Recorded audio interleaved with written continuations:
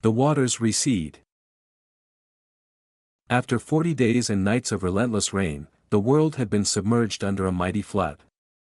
Mountains vanished beneath a watery blanket, and the earth seemed to sigh beneath the weight of sorrow and cleansing. But gradually, the waters began to recede.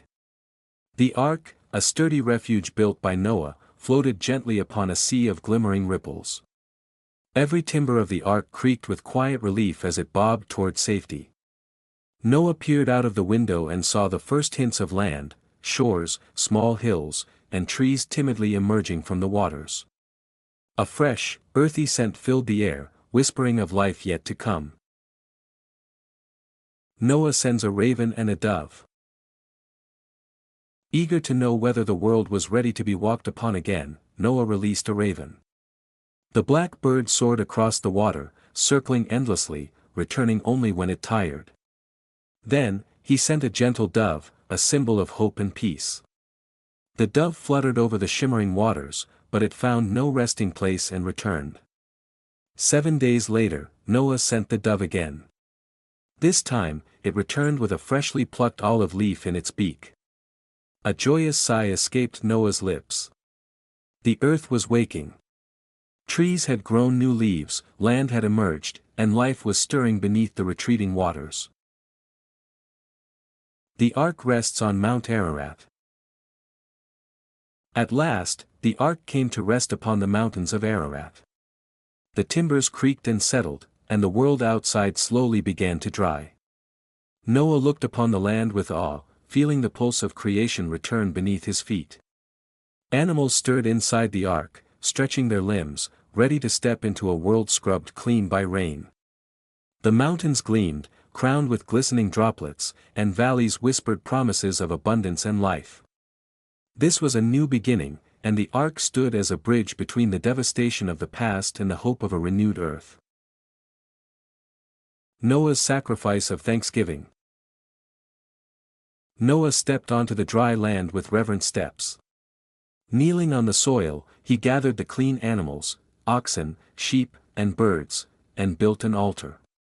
Flames rose with the sweet aroma of burnt offerings, a fragrant smoke curling toward the sky. God's presence seemed to shimmer in the golden haze, a quiet affirmation that life had endured, that creation had been preserved.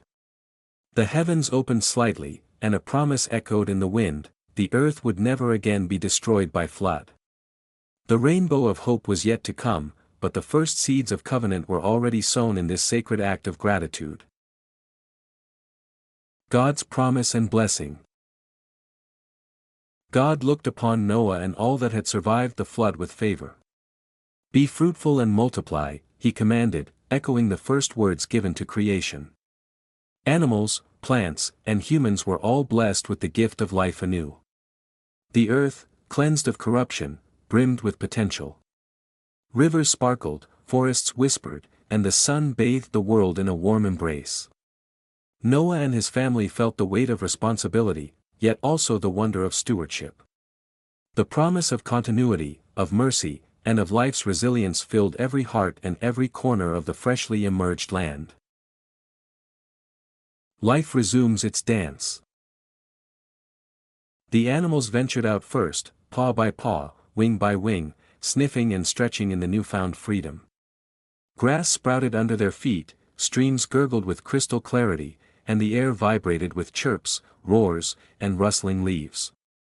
Noah laughed with delight at the gentle chaos, watching the world remember how to live again. The ark, once a fortress of survival, now seemed almost like a cradle of renewal. Every creature had a story, every wave a memory, and every breath of wind carried the fragrance of hope. Reflection and lessons. Genesis 8 is a story of survival, renewal, and divine promise. It reminds us that even after devastating trials, there is hope for restoration. The flood symbolizes both judgment and cleansing, but it also opens the door for life to begin again. Noah's faith and patience in sending out the birds illustrate the importance of observation, perseverance, and hope. His act of sacrifice and thanksgiving shows gratitude for life and the acknowledgement of divine providence. From this chapter, we learn that life often returns after devastation, though patience is required. Gratitude and acknowledgement of blessings are essential for renewal. Hope can be signaled in the smallest signs: a leaf, a resting place, or a glimmer of land. Humanity carries a responsibility to care for creation, nurturing it with respect and vigilance.